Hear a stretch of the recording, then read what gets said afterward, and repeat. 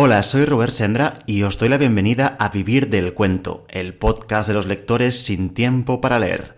Hoy hablamos con el escritor Isaac Pachón, autor del último relato emitido en el podcast Los saludos no correspondidos, que os recomiendo encarecidamente escuchar si todavía no lo habéis hecho.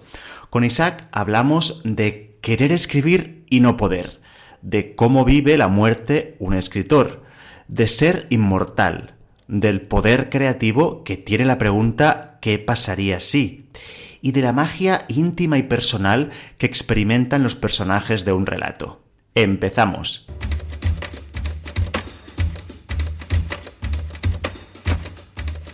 Vivir del Cuento, el podcast de las historias que van contigo.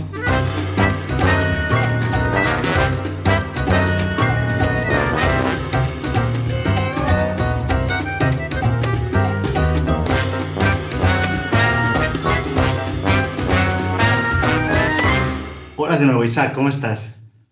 Pues bien, Robert, pues encantado de estar otra vez contigo. Yo también, de seguir la conversación que dejamos a medias. Me gustaría empezar esta conversación haciéndote una pregunta que hacemos a todos los autores que pasan por el podcast, que es ¿cómo vive del cuento Isaac Pachón? Difícil, no, iba a decir difícil pregunta, no, la pregunta es fácil, lo difícil es la respuesta. Sí. ¿Cómo se vive del cuento? Yo creo que pues vivir del cuento es complicado. Yo creo que el cuento te da vida, más que hacerte vivir, ¿no? O te la quita también. O sea, es como una tensión de querer, a veces querer y no poder. En mi caso es un querer y no poder. O sea, como comentaste ya en el otro podcast, no soy escritor del 100%, con lo cual tengo un trabajo como el 99% de los escritores, ¿no? Y la inspiración la inspiración para cuentos me surge por la mañana, cuando voy directo al trabajo. Pero después hay un corte de 8 o 9 horas que no te deja escribir. Esa es la tensión, ese es el momento malo del escritor de cuentos. Es donde ese quiero y no puedo, ¿no? Bueno, y te quita vida porque después quieres hacerlo y llegas a casa, 7:30, 8, 9, te lías a escribir, no cenas o poquito, pero bueno, es algo que después una vez terminado y una vez cuando ves que el lector pues bueno, le saca un algo positivo a ese texto, pues es cuando te da la vida, ¿no? Claro, tú has probado muchos géneros, has probado el cuento corto, la prosa poética, la novela, el teatro. ¿Crees que hay algún género que haga sufrir más que otros al escritor? Bueno, en este caso a ti. Pues es que no te sé decir, te diría que la novela. Ese es más sacrificado, más constante, tienes que tener mucho más método porque no puedes, o sea, los detalles de la primera página tienen que continuar en la página 220, o sea, hay que tenerlo todo muy en cuenta. En un relato, los detalles también hay que tenerlos en cuenta, pero son distintos. Son son menos páginas, hay menos número de detalles, quizás son más importantes, ¿no? Pero hay que tenerlo, no es el mismo nivel de tener en cuenta que en una novela. Pero supongo que irá en función del momento del escritor. Puede ser que un libro de 10 páginas te haga sufrir más que una novela corta de 100. Depende del momento o de lo que estés escribiendo. Y lo que está claro es que en tu forma de vivir del cuento hay un ingrediente que no falta nunca, que es el café. El café que protagonizó tu colección de relatos, pero que se encuentra también en la novela, ¿no? En la novela se va viendo café en muy diversas ocasiones, ¿no? Entonces, quería preguntarte, ¿cuál es tu relación con el café? El café siempre pienso que es la excusa para parar. Y cuando paro, me viene la inspiración. Podría ser, o sea, en este caso el café, me gusta el café con leche, no solo. Podría ser un refresco, podría ser una copa de vino, Pero a mí, pues, por lo que sea, me gusta el café. Empecé a tomarlo con 20 y pocos años y encontré que ese momento de parar con un café con leche y un donut o un croissant, pues me aportaba un momento de relax que me apetecía hacer de vez en cuando, ¿no? Y bueno, al momento de escribir, pues empecé a escribir también con un café delante. Y en el caso que comentas de cosas que escribí, pues fue, o sea, comentábamos en el anterior podcast cómo surgían los títulos. En este caso el título surgió después de haber escrito todos los relatos. Era el nexo de unión de todos los relatos, ¿cuál era? Pues que todos se habían escrito con un café delante. ¿Qué había pasado? Que ese café se había enfriado. Siempre me quedaba un dedo de café frío que está malo, no me gusta el café frío, pero me lo acababa bebiendo. Bueno, la emoción de escribir te evades y te quedaba el café frío. El café siempre me acompaña. He de decir que ahora cada vez más tomo más descafeinado. Tampoco es bueno la cafeína, hay que dosificarla. Pero como lo que realmente me gusta es el momento y no el café, me da igual que sea descafeinado que con cafeína. Y el café al final es un termómetro inverso de la intensidad de escritura, ¿no? Es decir, si el café está frío es que la escritura ha sido muy intensa y si está caliente es que la inspiración ha faltado un poco ese día, ¿no? Y si me lo he acabado antes de que se enfríe es que algo ha fallado. Hay que probar suerte al día siguiente. Claro. Muy bien. Aparte del café, que es una constante, está clarísimo en tu obra, hay otros ingredientes que no faltan. Y de hecho, te quería comentar, ¿no? Que una de las cosas que más me gusta de lo que he leído de ti es que es muy coherente, ¿no? Que al final hay mucha coherencia entre tus relatos y con tu novela. Hay un mismo estilo, hay una serie de rasgos muy identificables que asocias a ti, a tu mirada como autor. Entonces te quería plantear algunos de ellos, algunos de estos rasgos, para que tú me digas si estás de acuerdo en que son rasgos de tu obra y que me digas pues cómo los planteas, cómo los vives a la hora de escribir y si crees que tienen mucha presencia en tus historias. El primero es el amor platónico. Pues no sabría decirte por qué aparece. Y aparece mucho el amor platónico en todos los textos, o en muchos textos aparece. Yo creo que sí, es como, no sé si decir un amor, no sé si inalcanzable, pero sí como un punto idealizado, no sé, o como muy inocente en el buen sentido de la palabra, no sé. Quizá porque es algo que hago de manera intuitiva o instintiva, no lo hago de una manera premeditada. Quizá porque me pongo del lado del perdedor, ¿no? De ese enamorado que no llega a cumplir su sueño o su objetivo. Quizá por ahí deben ir los tiros. No es algo que tenga constantemente presente, pero quizá por ahí puede ir la cosa, por ese lado loser del amor, ¿no? Uh-huh. Que es muy atractivo a nivel literario, ¿no? Los losers son muy atractivos para esto.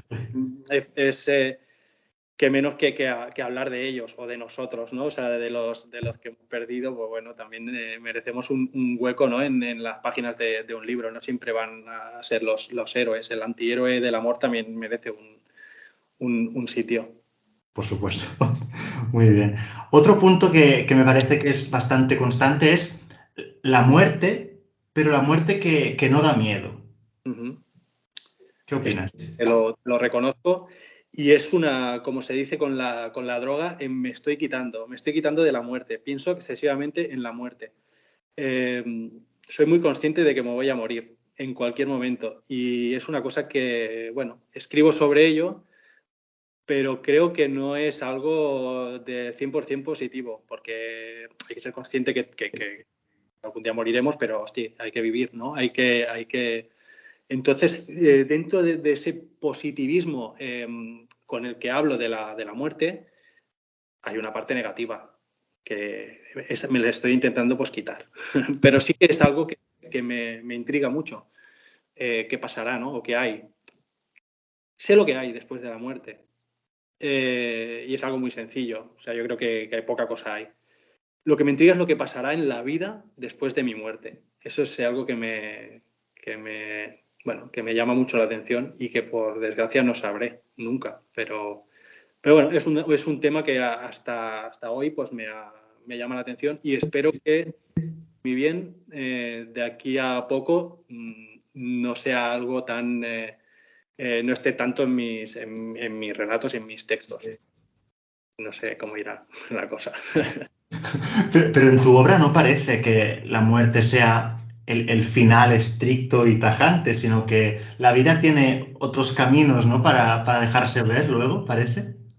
Sí, me gusta imaginar, me gusta pensar o sea, ir en contra de es como si hubiera dos yos, mi yo real, por decir de alguna manera, y mi yo escritor. Mi yo escritor va en contra del real, es menos frío y quiere pensar que hay cosas mágicas, cosas diferentes a lo que mi yo real piensa, que es algo mucho más tétrico, más oscuro y más básico. O sea, es un cero. La muerte es una nada. No hay nada más. Pero para eso escribimos, para darle otra lectura y hacernos la vida más agradable. Si eso nos ayuda, a mí personalmente, pues quizá me ayude un poquito, pues oye, para adelante. Y sé que a muchos lectores también les ha gustado esta idea de la muerte. Todo vale. Tampoco, como decíamos, pues no hay algo exacto, nadie sabe lo que hay, con lo cual tenemos licencia para inventar. Es así, nadie nos puede contradecir. Tercer rasgo, la inocencia que nunca está perdida. Ese niño, ¿no? Ese niño inocente que sí que aparece en algunos personajes. Bueno, quizás es algo mío. Creo que sí, que a veces es inevitable que salgan rasgos, y mira que intento ocultarlos, porque los cambio de ubicaciones, cambio de personajes, de nombres, a veces en vez de hablar de una persona, o sea, de una mujer, hablo de un hombre, para cambiar, para que no se reconozcan, pero hay rasgos que salen de uno. Y ese yo creo que sí que tengo mucha parte inocente, y tiene que aparecer en algún momento en los relatos sin darme cuenta, sin apenas darme cuenta. Y parafraseando el final de tu novela, la nota de autor que pones al final, otro rasgo que es bastante habitual en tu obra, creo, son los recuerdos en los que todos nos convertiremos. Uh-huh. Sí, ser inmortales. Eso para mí es la inmortalidad. Uh-huh. Ser recordado. Esa es mi lucha. O sea, yo qué sé, no sé si lo conseguiré. Ser recordado, muy recordado. Supongo que sí, pero poquito. Pero bueno, la lucha es esa. Yo admiro a las personas que se van y siguen siendo recordadas durante muchos años. Hay gente que es inmortal, aunque ya no esté aquí, siguen vivos. Y para mí es una envidia. No sé si sana o insana, pero me da mucha envidia la gente que se muere y sigue viva. Y he dejado para el final un rasgo que para mí es brutal, que me gusta muchísimo de lo que he leído de ti, que es la magia, el realismo mágico, la fantasía, un poco mezcla de todo. Me gusta muchísimo cómo lo enfocas, porque, bueno, pongo dos ejemplos, ¿no? De dos relatos tuyos de cosas que escribí mientras se me enfriaba el café. En uno vemos a un hombre que se pone los zapatos de un desconocido y de repente empieza a caminar por donde hubiera caminado ese desconocido y a llevar la vida que llevaba ese desconocido. En otro cuento, un niño descubre un boquete bajo el lavamanos del baño y allí se encuentra pues, a una chica y a una serie de familias que viven en el otro lado del baño y que tienen su vida montada dentro del edificio. En estos dos casos y en otros de tus relatos, me parece muy peculiar y muy interesante cómo tratas la magia o la fantasía, porque ocurre como algo, como una experiencia muy íntima y muy personal y muy pasajera que vive el protagonista, ¿no? No es una magia que afecte a todos los personajes o que sea deslumbrante, sino que es como un tránsito que pasa el protagonista y que luego la magia, tan pronto como ha surgido, pues se desvanece, ¿no? No sé si estás de acuerdo con esto y cómo enfocas tú lo fantástico en tu obra. Claro, quizás es como una magia personal, ¿no? Que solo vive el protagonista, ¿no? Que a lo mejor los otros elementos o los otros personajes de la historia no perciben, ¿no? Claro, y eso hace que deje de ser fantasía, porque es realismo, porque una persona puede experimentar no sé, estos tránsitos mágicos, ¿no? Yo creo, no sé. Y ¿no? Que es a lo mejor que separa lo que es realidad con lo que es ficción o algo que solo vive el personaje de una manera eh, confusa, quizá, ¿no? Exacto. Todo esto surge siempre. Yo tengo una pregunta siempre constante, que es ¿qué pasaría si?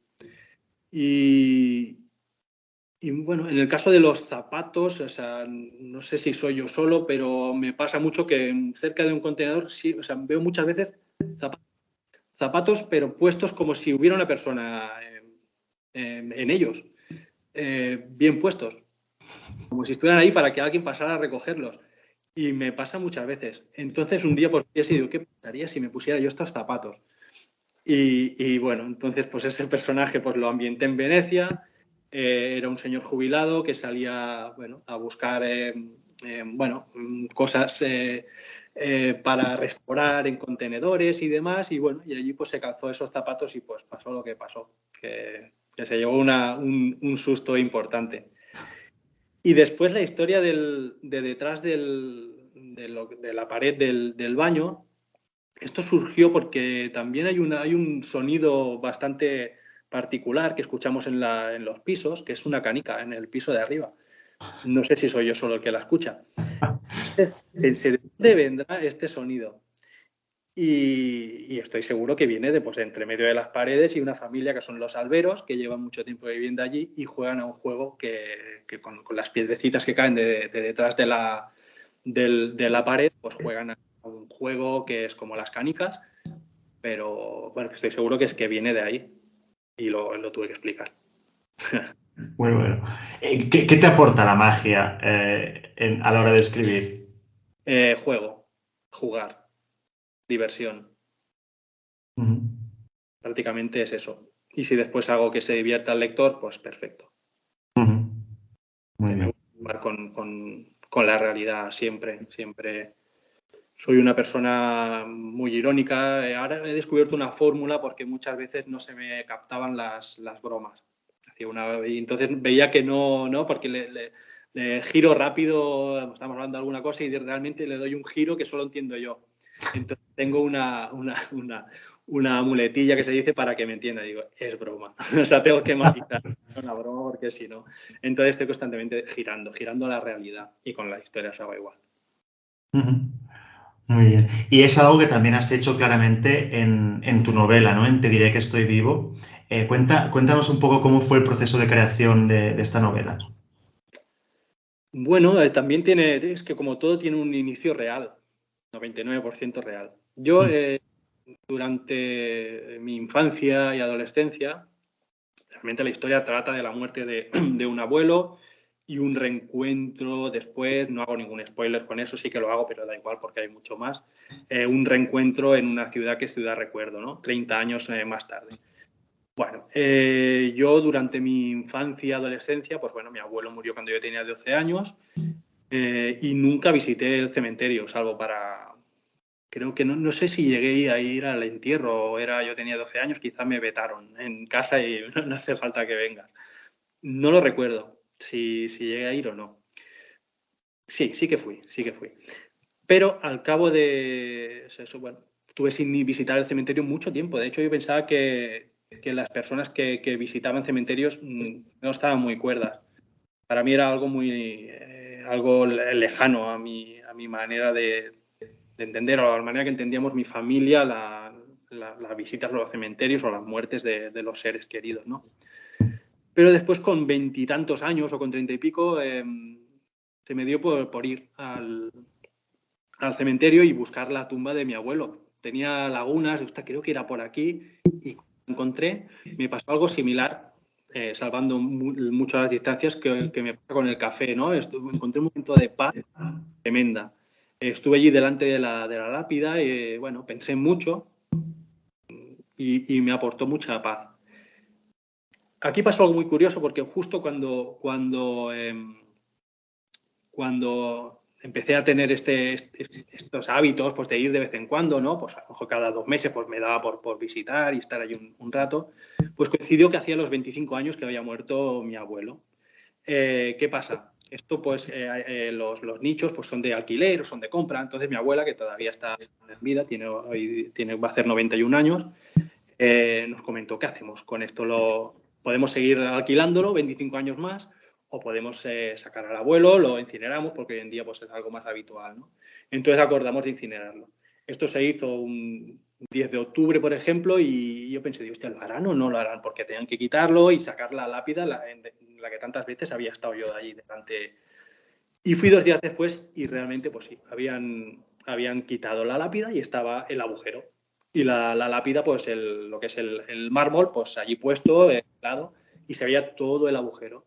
Y entonces allí pensé, ¿qué pasaría si, no? ¿Qué pasaría si entrara ahí dentro? Y de ahí surgió la novela. De algo tan frío, tan tétrico, pues aparece la magia, que parece la libertad de hacer magia con las palabras. Entré, pero en el libro. Después allí dentro no me atreví a entrar. Y da yuyu, ¿no? Allí en la vida real. Era bastante oscuro el tema, no. Y la pregunta, ¿qué pasaría si? Es tu pregunta mágica, ¿no? Por lo que estoy viendo para crear. Y quizá me estoy dando cuenta ahora de que es esa pregunta y quizá me la tengo que hacer más veces, porque es cuando surgen las mejores historias. Pero sí, ¿qué pasaría si pasara esto, si esta persona se le acercara a esta y le dijera tal cosa? ¿Qué pasaría si el camarero contestara de tal manera? Y de ahí surgen muchas historias, originales. Y además de escribir, una de tus ocupaciones, tus aficiones más importantes es dibujar bocetos a lápiz y al aire libre. Cuéntame, ¿qué crees que te aporta esta actividad a la hora de escribir? ¿Crees que te da algunas herramientas, algún recurso a la hora de ponerte frente al teclado? Pues francamente no, te diré que me quita. Al revés, ¿no? Quizás te aleja para luego acercarte, ¿no? Sí, quizá, o sea, me quita tiempo de escribir. Mientras estoy dibujando no estoy escribiendo. Pero bueno, a veces apetece hacer cosas que hay que pensar menos. Mientras dibujo no pienso poquito, la verdad. Dibujo mucho en la playa. Entonces allí que se escuchan las olas, se escuchan las gaviotas. Y además lo hago muy pronto. O sea, soy de muy madrugar y a lo mejor a las 8:30 de la mañana estoy dibujando en una cala. Bueno, en ese momento podría escribir, pero prefiero dibujar. Es otro momento de tranquilidad, ¿no? De que la cabeza se ponga en su sitio, se resetee. Son estrategias de vida. Muy bien. Tu novela la has publicado con una editorial tradicional, pero tu primer libro de relatos era autopublicado. Cuéntanos por qué te has pasado a la edición tradicional. ¿Es un camino que recomiendas a todo el mundo, pasar primero por autopublicación o probar las dos cosas un poco? Bueno, si tienen la oportunidad de publicar en una editorial tradicional desde un inicio, será menos agotador. Conocerán quizá, menos el sector editorial, pero facilita mucho las cosas para el escritor, para que realmente quiere escribir y no quiere ser un comercial de editor o un publicista o un corrector. O sea, hay muchas cosas que hay que hacer cuando autopublicas que evidentemente no debería hacerlas un escritor. Que yo autopublicara fue fuerza mayor. O sea, y no descarto hacerlo en otra ocasión, ¿no? Pero en aquel momento, pues sí, fue fuerza mayor. Después de eso, de enviar el manuscrito a muchas editoriales y recibir pues el no como respuesta, cuando había respuesta, porque a veces no hay respuesta, ¿no? Pero eso sí que hay algunas editoriales que sí que te lo hacen, te lo publican, pero hay que ir con mucho ojo porque son imprentas encubiertas con nombre de editorial. Entonces, pues decidí autopublicar. ¿Qué gané con ello? Pues mucha experiencia, conocí mucha gente. Yo contraté todos los servicios de ilustración de portada, que la hizo Alfonso Casas, que es un ilustrador al que yo admiraba ya desde hacía mucho tiempo. Encargué correcciones, la edición, todo eso lo tuve que encargar yo como si fuera una editorial. Creo que se me dio bastante bien, porque por las opiniones y por los resultados, la verdad que esa fue algo que para mí fue una sorpresa. Esos son los aspectos positivos.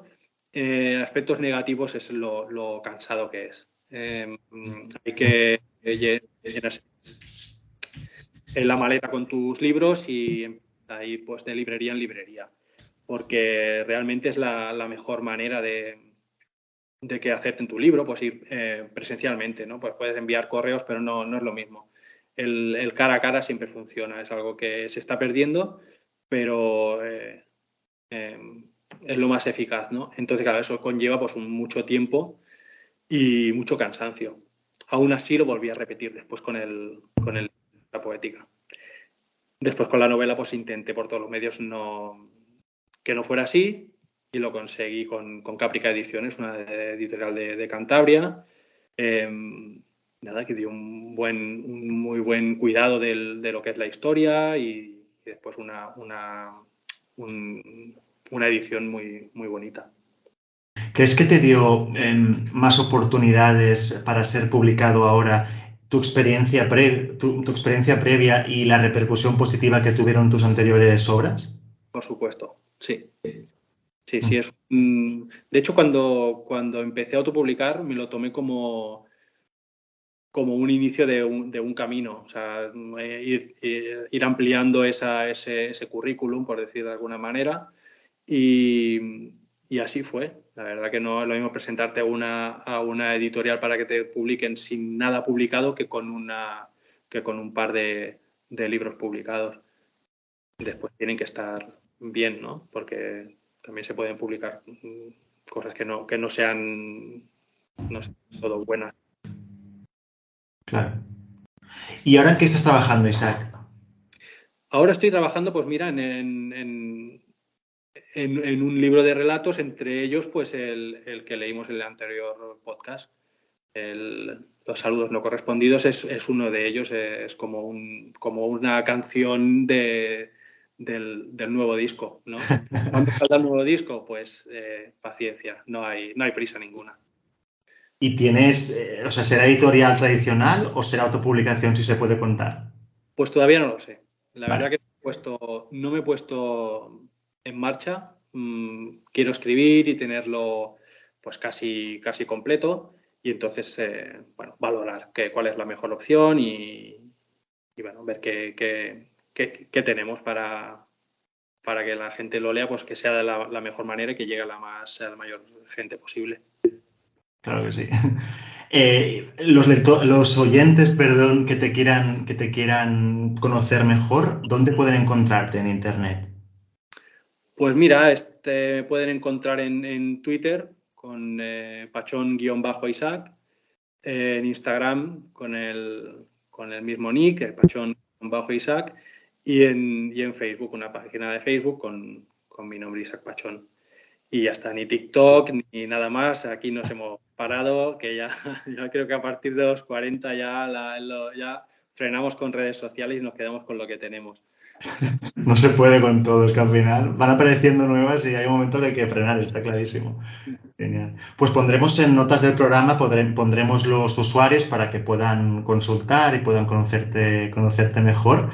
Y solo me queda pues agradecerte que te hayas pasado por el podcast. decirte que están abiertas las puertas para que vuelvas cuando quieras y hasta pronto, espero. Pues muchas gracias, Robert. Ya he pasado un rato muy, muy chulo, muy agradable. Yo también. Y nada, de hecho me conozco un poquito mejor de lo que me conocía media hora antes. Pues qué ilusión eso, la verdad, eso. Entonces ha sido media hora, pues muy enriquecedora, ¿no? Sí, por supuesto. Muy bien. Un abrazo, Isaac. Otro para ti, Robert, y otro para los oyentes. Hasta aquí el episodio de hoy.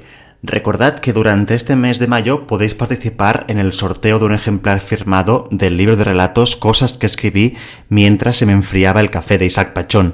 Si queréis participar, solo tenéis que entrar en la página de Vivir del Cuento con el relato de Isaac, los saludos no correspondidos, y poner en comentarios vuestra opinión sobre el cuento. Recordad que para participar tenéis que estar suscritos en la newsletter gratuita del podcast. Tenéis todos los enlaces en las notas del programa. Nos vemos el 8 de junio con un nuevo relato. Gracias por darle vida a este cuento. Un abrazo.